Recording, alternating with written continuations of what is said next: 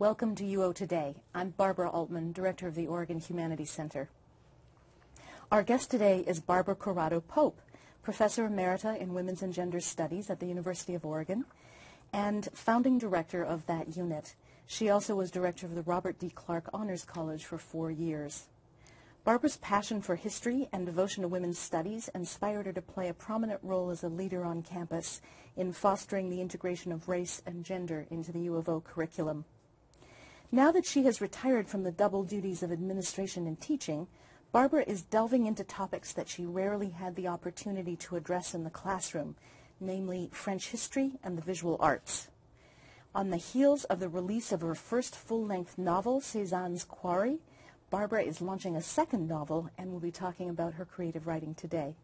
Barbara, thanks very much for coming back to campus to speak with us. My pleasure.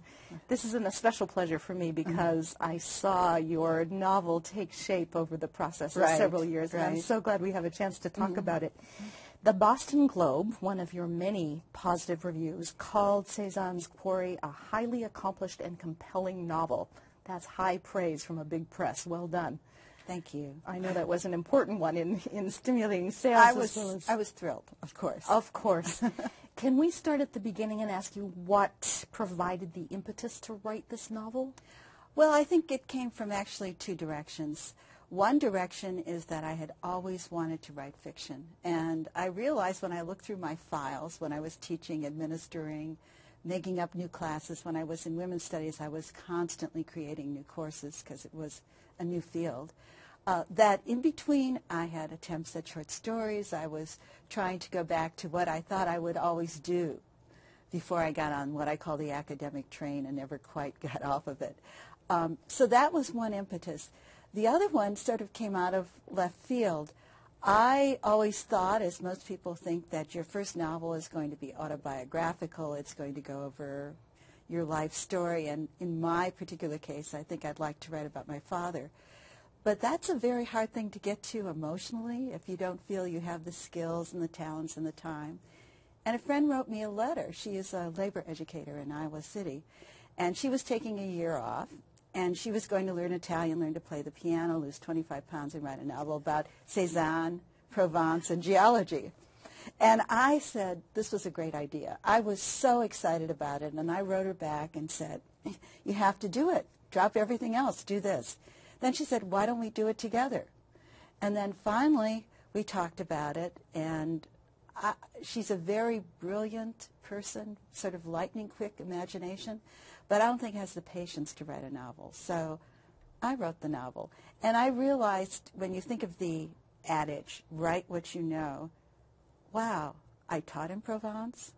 I know French history.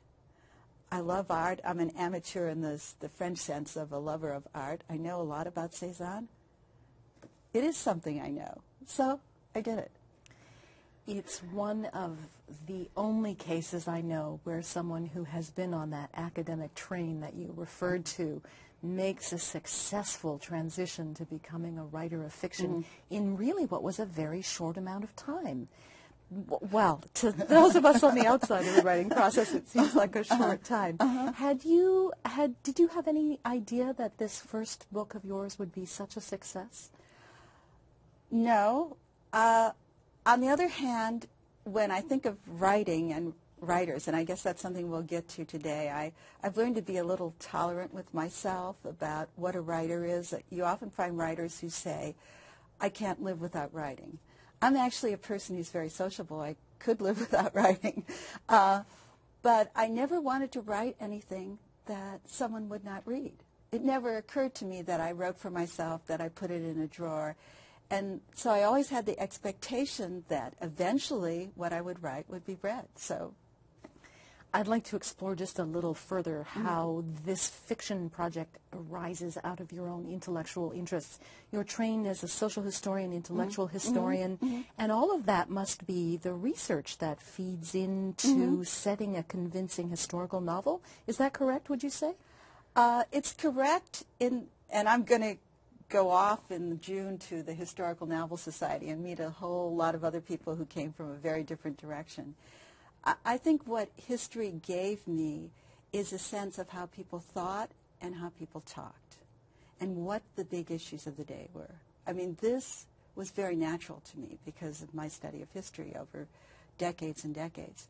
What history didn't give me, which is very frustrating when you're writing a historical novel, is not do they use a fork. Of course they used a fork, but do they use a fountain pen or do they use an inkwell? What does the cart look like? How did they heat the room? All of these things I have to do research on, which is beyond what I know. But the basic background, the basic feeling for the time and place, I think is what it taught me.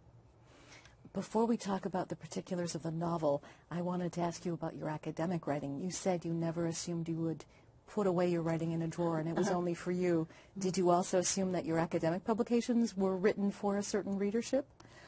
Yeah, I have not written, the immense amount that a lot of other academic writers have written. But everything I've written has been very clear and also got a bigger audience than other writers. For instance, my first article on women's history, which was sort of pioneering, a lot of people read it, a lot of people used it in the classroom, and I never really thought that I would write something so technical that it wouldn't reach a wide audience. I'm an educator.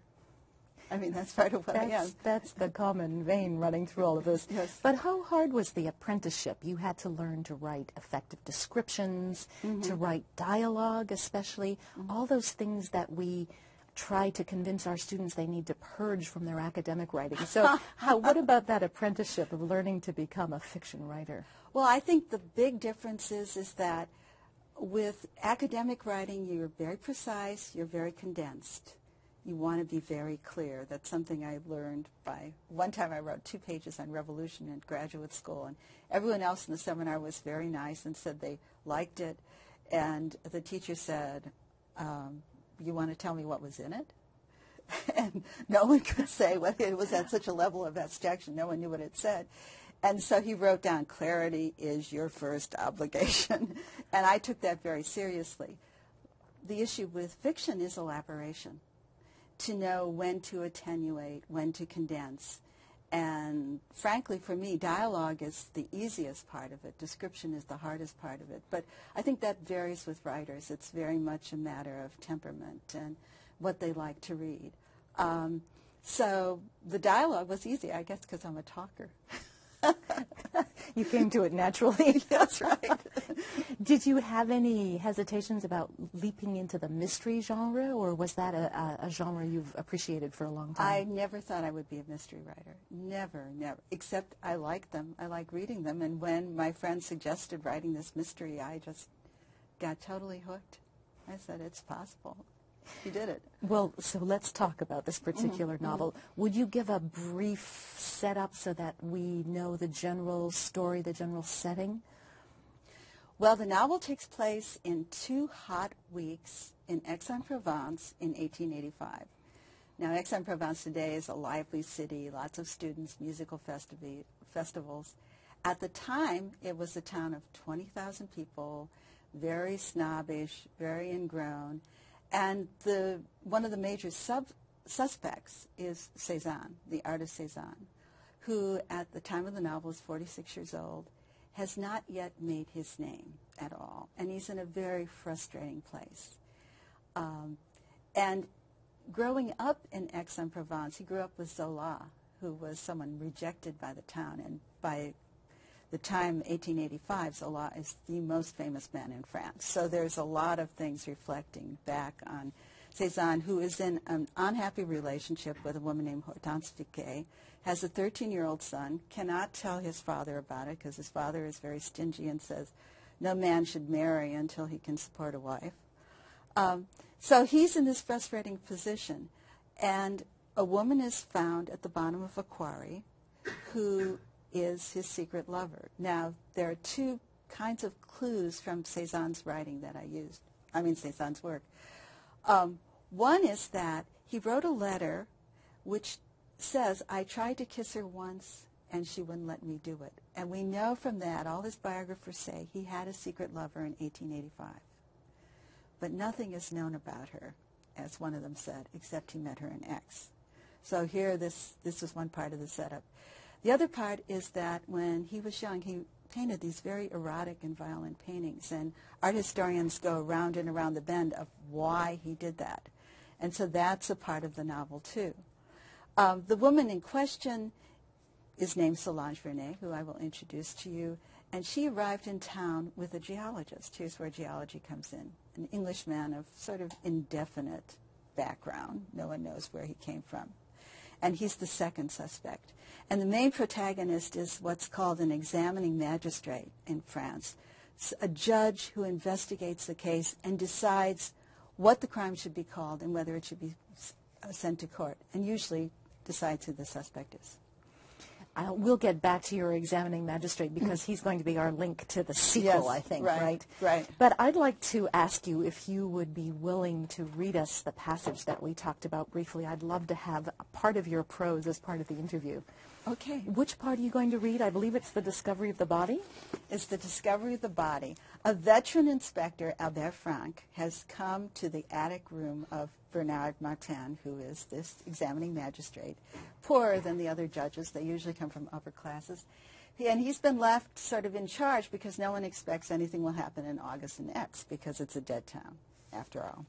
And so they go up the Quarry Road, and they're looking for the body. And as they're looking for it, Albert Franck finds a piece of canvas shivering on a branch.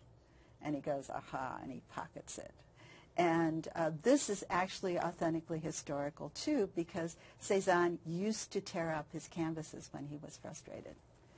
And just to recall something you said, this is in the hot, hot southern climate of Provence, Right. so under the blazing summer sun. And the strange red earth, and the clear blue sky. Right. All right, I think we're ready. Okay. So they finally come upon the quarry. She lay in shadow and light, half hidden by the remains of the quarryman's work. As Martin approached, he saw an unmistakable sign that it was she. Her hair, unbound, shining under the rays of a merciless setting sun, looked like it had burst into flames. That magnificent golden red hair, which he had always seen pinned up, rising gracefully from her long white neck. Beneath her now, radiating from her shoulder to her waist, was a pool of dark blood, long dried by the heat. Martin wanted to reach down, to drive the buzzing flies from her body, but he could not move. By contrast, Frank paid little regard to ceremony. Putting his booted foot under her waist, the veteran rolled her over, and then Martin saw her face, that once beautiful face, now locked forever in a grotesque death mask. My God, thought Martin, this is not right. The day's sensations, like the shooting rays of the sun, overtook him with furious intensity. Where he had once caught a whiff of perfume, he now smelled human remains. The heat, the odor of death, and the incessant rasping of the cicadas were making him dizzy. Afraid he would be sick, he let himself drop to a seat provided by a boulder. Do you know her, sir? What? I asked if you knew her. Yes, no. Both answers were true, and what little he did know of her, he was not about to tell Frank. You know who she is, then. Martin nodded and buried his head in his hands, willing his nausea to subside. Barely managing to raise his voice above the roar of the insects, he mumbled, "It is Solange Vernet." Martin had met Solange Vernet early that spring at a bookstore near the Hôtel de Ville. He had gone to look for a recent edition of The Origin of Species. Because he did not yet know the political sentiments of the bookseller, he searched for Darwin himself. He found Solange Vernet reading the book at the back of the store. So concentrated had she been, her white hat hanging by a green satin ribbon around her neck, parasol leaning against the wall, brow furrowed with diligence, that she hadn't even noticed him until he was almost upon her. But she did not jump back or back away. She smiled, a beautiful smile, warm and mischievous at the same time. "Could you be looking for this?" she asked, turning her attention from the book to his face. Martin backed away, demurring, insisting that, "No, please," she interrupted. "We have a copy in English at home. I was only interested because, look here, see."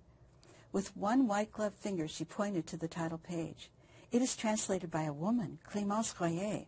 I heard her give a series of lectures on philosophy and science in Paris." "Yes," Martin answered. Very brilliant, isn't she? But also something of a scandal, no. Hoping that by conveying this knowledge he would conceal how much he shared the opinions of those who hooted and howled at the very idea of a woman speaking in public about such matters. You've heard her then. You've lived in Paris. Only for 3 years. I was in the law faculty, spending most of my time being boring, I fear, studying for exams. He often asked himself why he had said so much.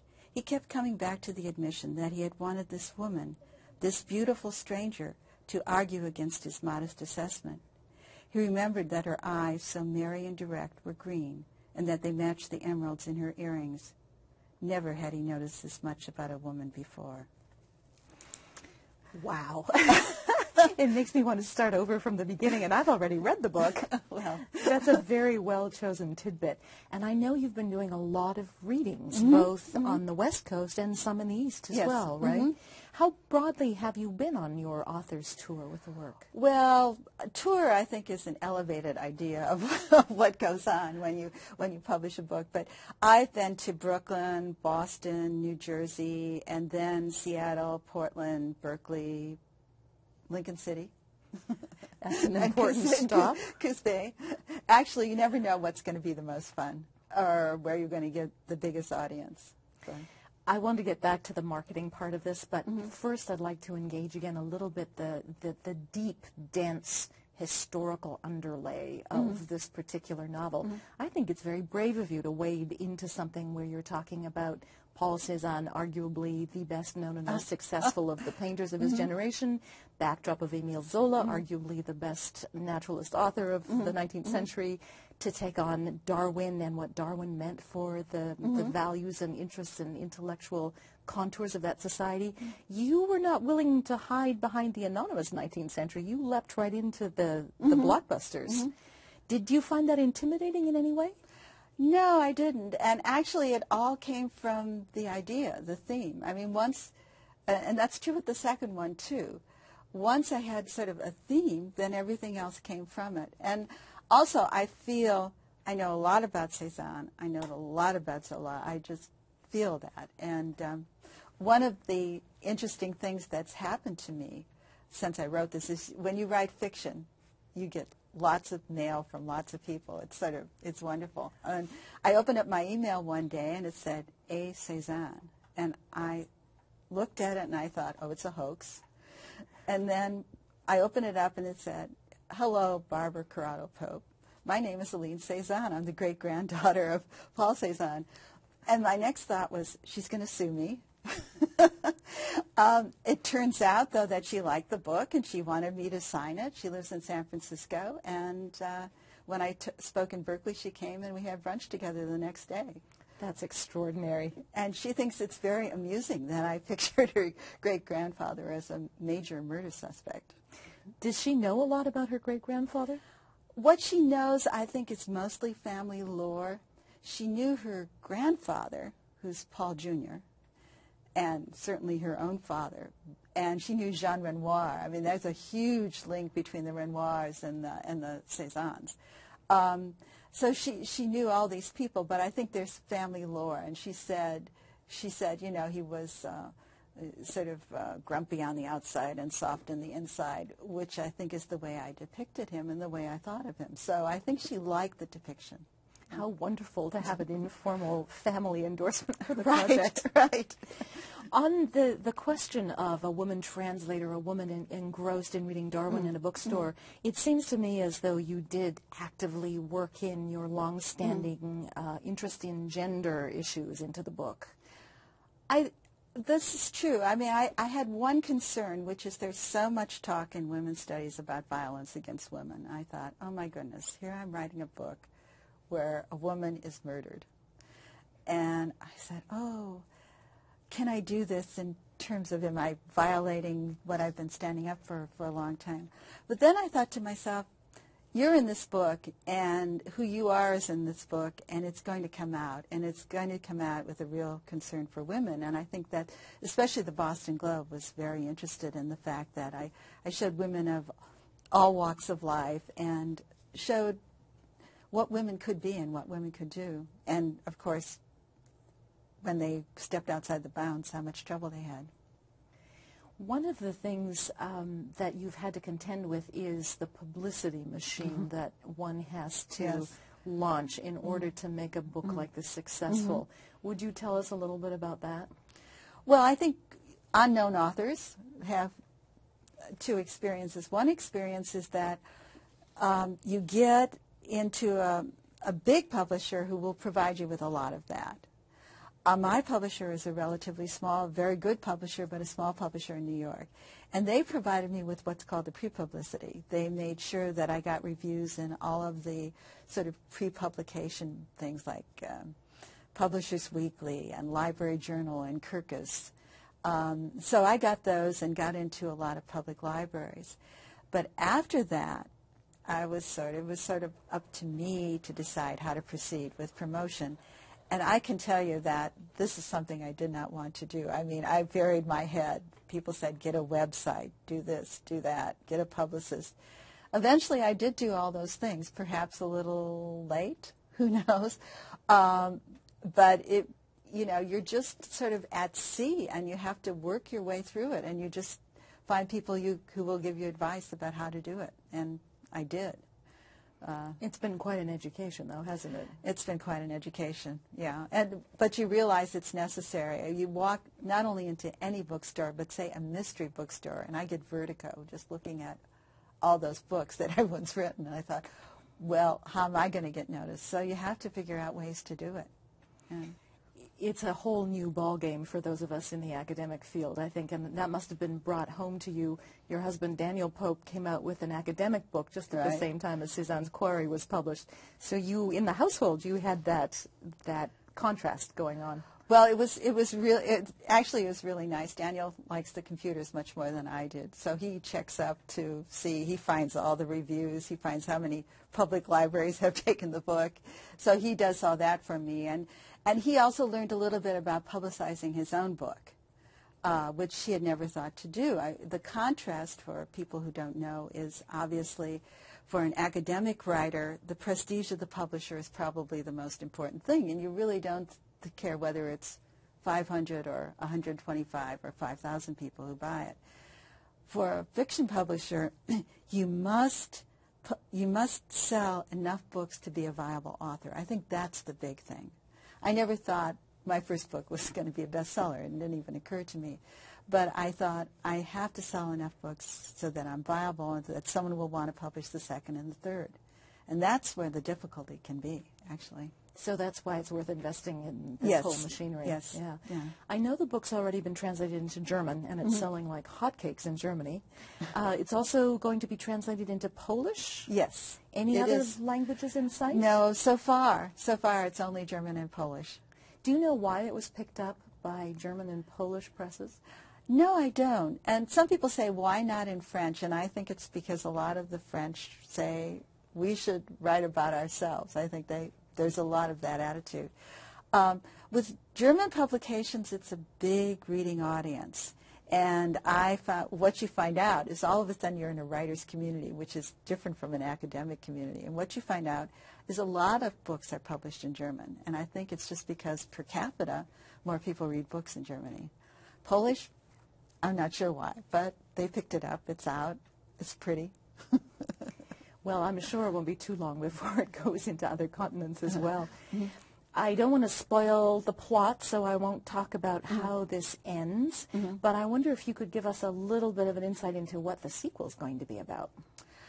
Well, the sequel has very little to do with this, except two characters are carried on. There is Bernard Martin, the examining magistrate, and the woman he meets, Clary, in this novel. And they're married about 10 years later. And they end up in a town called Nancy. And I came to this novel in this place because I decided I wanted to write about the rise of the new anti-Semitism at the end of the 19th century in France. And I don't know why. I think perhaps it was all my work with race and gender in women's studies.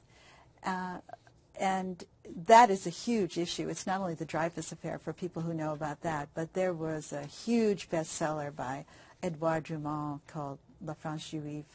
and there were anti-Semitic newspapers. And so I wanted to pick a community where that would be a vital issue and where there would be a big Jewish community. And there were only a few places in France where that would be, so I moved Clary, who's now a teacher, and Bernard up to the court at Nancy. The title, at least the tentative title, is The Blood of Lorraine, right? Yes. Does that indicate the geographic location of this Yes. setting? Nancy is the capital of Lorraine. And for those who know anything about French history, this is a period when two parts of France, Alsace and a third of Lorraine, were cut off because of the Franco-Prussian War. They went into Germany. So there's a lot of tension right there in this town. And The Blood of Lorraine, the meaning of it is not that it should be a thriller, but who is really the blood of Lorraine? Is it people who are only Christian Frenchmen, or is it Jews too? So it's not a reference to blood being spilled in Lorraine. Well, there will be blood spilled, of course. One of the great things about being a mystery writer is you're God. You say, well, should I kill another one? Should it be a baby? Whatever. It's a great title because it has all those possibilities in it.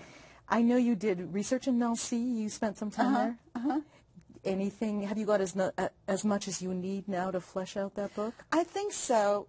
What you really need in going right now in our world with books and the internet is a sense of the place. And the other thing I needed, and it seems very strange, is these souvenir picture books you have of 19th century Nancy, which you can only get when you go to the town. So I've spent 2 different periods of there and 2 different parts of the main part of town, got 2 very important picture books, so now I know what a horse-drawn tram looks like and things like that. And I think I have. I also have friends there now that I can write if I really need it.